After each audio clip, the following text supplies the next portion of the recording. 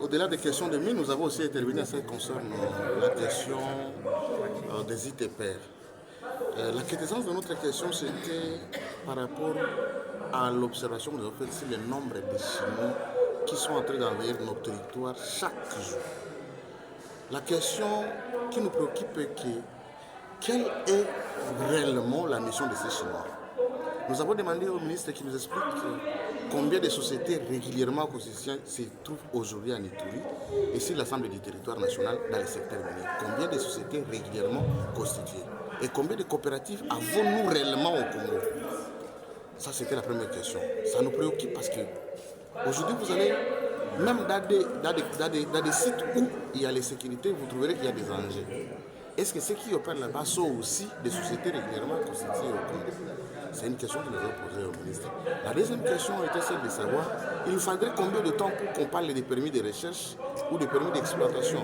Parce que vous constaterez avec moi que nous avons des sociétés, nous avons des entreprises qui sont à l'intérieur aujourd'hui avec des permis de recherche, mais qui vous transforment ces permis de recherche qui deviennent des permis d'exploitation sans pour autant que les titres soient transformés.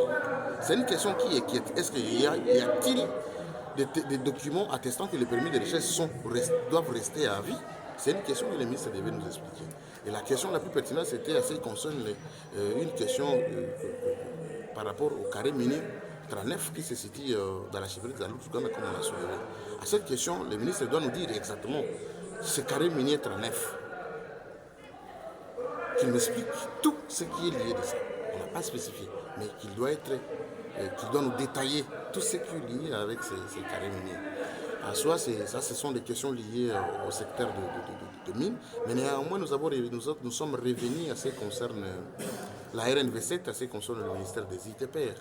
Je l'ai soulevé tantôt, c'est depuis 2006 que la route nationale numéro 27 qui part de Goli, dans la province de l'Ituri, à la frontière avec l'Ouganda, jusqu'à commande à jonction avec la RN4, venant de Beni, commande pour Kisangani. Cette route, on ne sait pas si a traité une malédiction d'État. Parce que depuis 2006 jusqu'à aujourd'hui, la route n'a jamais été prise en compte. Vous imaginerez que même dans les programmes du gouvernement, la route a été reprise, mais malheureusement dans les budgets, cela n'a pas été repris. Nous avons demandé au ministre, il y a encore du temps, pour que ce projet soit inscrit. C'est la seule route qui nous met en jonction avec les ports de Mombasa pour une intégration régionale de notre pays.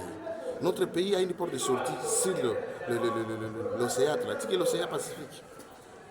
Et nous avons les ports de Mombasa de l'autre côté à l'est, nous avons les ports de Dar es Salaam aussi au sud-est, nous avons la sortie avec le Congo central ici. Mais si nous voulons réellement être réintégrés sur le plan régional, sans construire la route RN7 et la RN4, donc nous n'avons pas encore le souci d'intégrer ces pays. Et ça sera une honte pour nous après 10 ans, 10 ans, 20 ans, avec tout ce que nous avons comme partenariat, avec tout ce que nous avons comme aujourd'hui, la libre circulation des personnes et des biens, c'est la RDC qui sera perdant. Donc c'est une condition sine qua non que si nous voulons notre pays soit développé et que cette route-là soit prise en compte. En gros, c'est ce que nous avons pris pour que nous intervenions dans ce secteur.